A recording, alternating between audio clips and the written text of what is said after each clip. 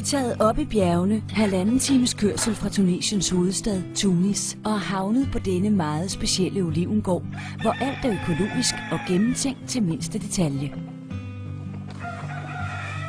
Landskabet på vejen hertil minder en del om Toscana, og der er mindst lige så mange historiske mindesmærker, som det man ser i Italien.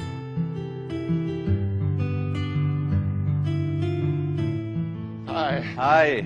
Niklas. How are you? Hi. Nice to meet you. Welcome to Xarzit. Here is the place where we gather the whole Tunisia in one piece. This is the perfect puzzle for the healthy life.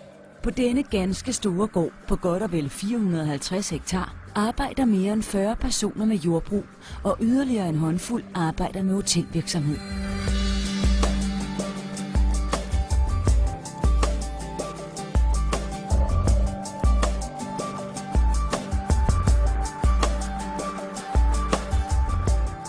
It's just all natural, as you can see. Is it possible?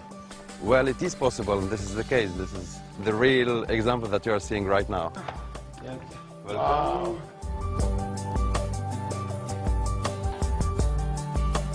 Tanken er, at man som gæst skal være midt i det fredfyldte, lidt langsomme landliv, der hersker her. På gården er der 7 huse til gæster, alle med forskellig karakter. Husene repræsenterer de forskellige arkitektoniske stilarter, som man kan finde i Tunesien. Al maden er produceret i lokalområdet og er selvfølgelig økologisk. Næsten alt kommer fra gården og er tilberedt af en fantastisk kok, der faktisk igennem 10 år har arbejdet på forskellige nordiske ambassader verden over. Hvis morgenmaden er ypperlig, så er middagens 5-retters menu helt fantastisk. Tunesien er faktisk en af verdens største producenter af olivenolie.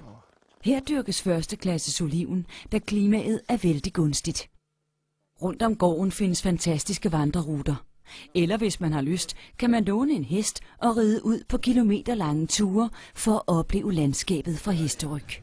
This is the olive production house. Okay, my place. Yes, welcome to your home. Det er ret specielt at bo inde i fabrikken. Desuden med panoramavindue lige ind til produktionen. Og at vågne til olivenolieproduktion gør man vist ikke på noget andet hotel i verden.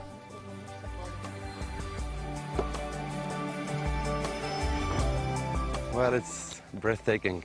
I love just to take my time and relax and enjoy every moment. It's very relaxing.